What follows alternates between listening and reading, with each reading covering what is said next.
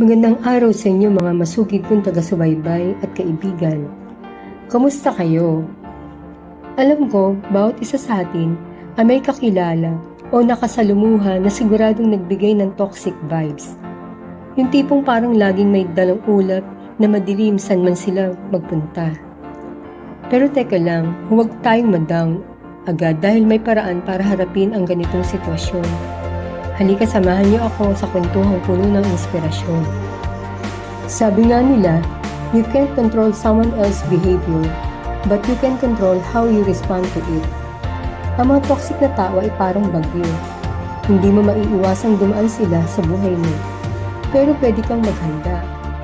At sa pagiging handa, maiiwasan nating masira ang araw natin o mas malala ang ating pagkatao. Sa unang hakbang ay ang pag-unawa. Madalas, ang pagiging toxic ng isang tao ay may ugat. Pwedeng may pinagdaraanan sila o may sugat silang dala mula sa nakaraan. Hindi ito nangangahulugan na tatanggapin mo ang lahat ng ginawa nila. Pero ito'y paalala na hindi natin kailangan personalin ang kanilang ugali. Tulad ng isang basag na tasa, hindi na nila kayang maglaman ng positibong enerhiya. Kaya minsan ay natatapon ito bilang galit o negativity. Importante na matutunan natin maglagay ng linya. Oo, mahalaga ang pakikisama. Pero hindi kailangan isakripisyo ang ating kapayapaan para lang magpakabait. Sabi nga nila, learn to say no without feeling guilty. Kung ang isang tao ay laging nagdadala ng stress sa buhay mo, pwede mong bawasan ang oras na kasama sila o kaya mag-focus sa mga tao at bagay na nagbibigay ng saya at lakas ng loob sa iyo. Isa sa mga makapangyarihang paraan para harapin ang toxicity ay ang pagiging positibo. Minsan, sapat nang ipakita ang kabutihan para ma-neutralize ang negativity.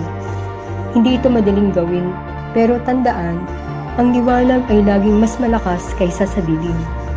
Kaya naman, piliin mong maging liwanag kahit sa mga panahon ng kadiliman. Ang isa sa pinakamahalagang aspeto ng pagharap sa mga toxic na tao ay ang pagpapahalaga sa iyong mental at emotional health. Gumawa ng mga gawain na makapagpapasya sa iyo, tulad ng pag-exercise, pagdarasal, pakikinig sa musika, o simpleng paghinga ng malalim. Sabi nga ni Eleanor Roosevelt, no one can make you feel inferior without your consent. Tandaan, hawak mo ang kontrol kung paano mo hahayaang maapektuhan ka ng iba. Mga kaibigan, ang buhay ay maikli para sayangin sa negativity. Piliin nating maging masaya, maging mapanuri at manatiling positibo kahit sa harap ng mga toxic na tao. Lagi ninyong tatandaan, hindi mo kontrolado ang bagyo, pero kontrolado mo kung paano ka maglalayag. Hanggang sa susunod nating kwentuhan, samahan niyo akong gawing mas magaan at mas makulay ang buhay. Ingat at laging magpasalamat sa mga biyayang natatanggap natin araw-araw. Salamat sa pakikinig. Panginoon, sa gitna ng hamon ng pakikitungo sa mga taong nagdadala ng negatibong enerhiya, humihingi po ako ng iyong gabay. Bigyan mo ako ng lakas upang manatiling kalmado, ng karunungan upang maintindihan ang kanilang pinagdaraanan, at ng tapang upang magbigay ng tamang kahangganan. Tulungan mo akong panatilihin ang kapayapaan sa aking puso at naway maging daluyan ako na iyong liwanag kahit sa mga sitwasyon ng kadiliman.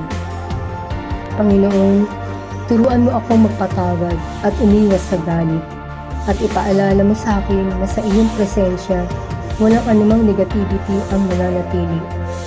Salamat sa iyong pagmamahal at proteksyon at naway maibahagi ko ito sa iba. Amen.